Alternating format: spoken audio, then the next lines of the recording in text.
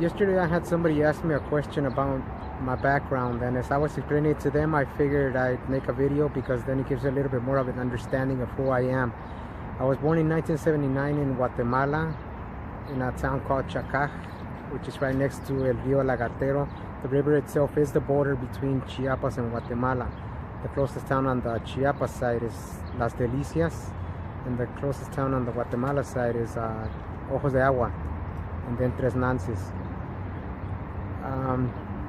My dad's bloodline is from the original town of Cuatán. My mother's bloodline comes from the Zapaluta. But as some of you may or may not know, those two groups were two of the four original groups that founded the Chuj culture up in the highlands. I was born during Efraín Río Mot's Scorched Earth campaign. This was his attempt to exterminate the whole Maya people up, from the earth, and he almost succeeded because he wiped out a good 83% of us. But just like we have in the past, some of us survived, and the Maya bloodline continues. During that time, I was 2 years old, but I do remember seeing a lot of things that I wasn't supposed to. I saw people getting killed. I saw people getting shot, hanged, amputated, tied to boulders, thrown into the river. Only for a few days later, they blow his body to come back and resurface, contaminating the river. The whole town, basically the whole village, had to sleep in one household, out of fear of the guerrillas or the army coming in at night and basically catching them by surprise and taking somebody. So everybody was instilled with that fear of the impossible happening at night. And this went on for a few months until my dad had enough, and he took us to my mom's side of the family up to Yalanculus, and pretty much that's where we lived. This was the time though when my dad disappeared. He disappeared in the town. The last one to see him alive was my brother. Then afterwards my uncle disappeared, and a lot of the people from the village from down in Chacaj, we heard they disappeared as well. So basically they were after everybody that was living in that town at the time, the guerrillas and the army. And I remember fleeing though out of Chacaj, when we were leaving, because we had to take all the animals. And well, I remember carrying a chicken for some reason. Probably hungry, right? But this is what I had to go through, and this was when I was 2 years old. Keep in mind that that's 2 years old. We have veterans who went into war, saw these kind of horrific things, and came back with mental illnesses or with post-traumatic stress disorder. But this was a child seeing all of this and having to endure it, all those horrible feelings. What you see, those feelings of fear, those feelings of hopelessness, those feelings of, my mom's gonna disappear, my dad's gonna disappear. And which he did, of course, along with my uncles, like I said. And well, once that happened, my mom took it upon herself to bring us here to the United States. And no, we didn't come here legally. We came here illegally.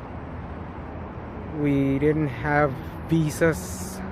We didn't fly here. We traveled through Mexico all the way to Tijuana. And from there, my mom had to take the desert. I mean, since I was a kid, I was able to ride, just not be involved in that, but because they had me with them in their cars, and nobody suspects a kid, right? But back then it was a lot easier. It was only a few hours walk, nothing compared to what it is today. And when we got here, what we did is we followed along the migrants' path, the route of the migrants. We went from town to town, city to city, picking fruits up, you know, from here all the way from Los Angeles all the way to Washington, picking apples at the orchards right there in the freezing cold.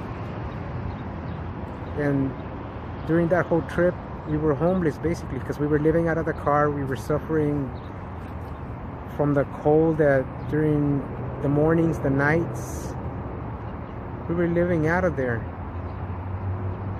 And there's not much hope in seeing that, you know, coming from a war with these memories, and then coming here and then having to endure going through the same thing that I felt when I was fleeing. That's not something that you know, you brush right off. These things stay with you. I don't care how many psychiatrists you see. I don't care how much you talk about it, how good you may feel right now, but it comes back. Because what it is it's a seed. It's a seed that hatched inside of you, and it's in the shape of a vine, and it's tangling up inside of you. That's what it feels like. That's why at certain times, you know, I tend to not be like myself, because, well, I get a lot of flashbacks nowadays. I don't know why. Maybe it's because I'm getting older and they're trying to part ways with me. I don't know, but